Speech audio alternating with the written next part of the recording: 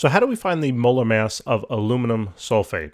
So it turns out it's fairly straightforward. I just like to use this table to help me organize my thoughts. Bam! So the first thing I'm going to do is just write down the elements that I have. So I have aluminum, I have sulfur, and I have oxygen.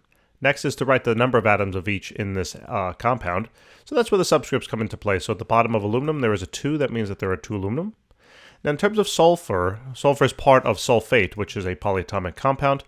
In this particular compound, you have 3 sulfates.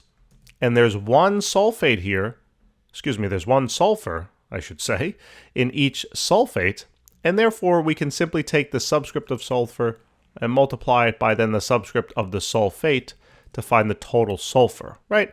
You got 1 sulfur in 1 sulfate, but you got 3 sulfates. So that means that there should be 3 sulfurs. Right, sulfate, sulfur, I'm even confused. Now, oxygen, all we're simply going to do is do the same process. We take these subscripts here and we basically multiply them together to find a total of 12. Remember, inside of 1 sulfate, there's going to be 4 oxygens, but you have 3 sulfates. So if you have 3 of these things and each of them contains 4 oxygen, then that means that there are 12 oxygen overall. And that takes care of that. Next, we're going to then multiply those number of atoms by the mass of each particular element in the compound. So this is where the periodic table comes into play.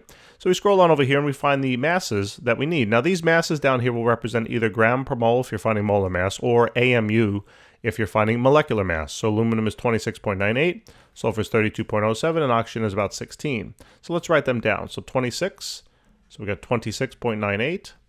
This is about 32, right? 0.07 I think it was. Let's just double check. Cool. Sometimes, you know, the memory can go at these late hours. And the oxygen here is about 16. Now, depending upon if you use this table or another table, the numbers might be so slightly different, but that's just because where we decide to round. Next, we're going to then multiply the row on a cross to find then the total mass of the element in the compound. So when we take 2 and we multiply it by the 26.98, we're going to come up with the total amount of aluminum here to be 53.96. For sulfur, when we multiply this together, we're going to find a total amount of sulfur about 96.21. And then for oxygen, we take 12 and multiply by 16, and that works out to be about 192.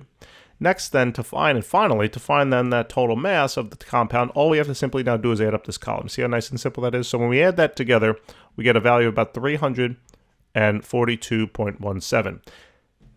Since we're finding molar mass, the units here are in grams per mole. And that's how you find the molar mass of aluminum sulfate. Thanks for tuning in. Like, subscribe if you can. Tell your friends, and I'll see you in the next one. Take care.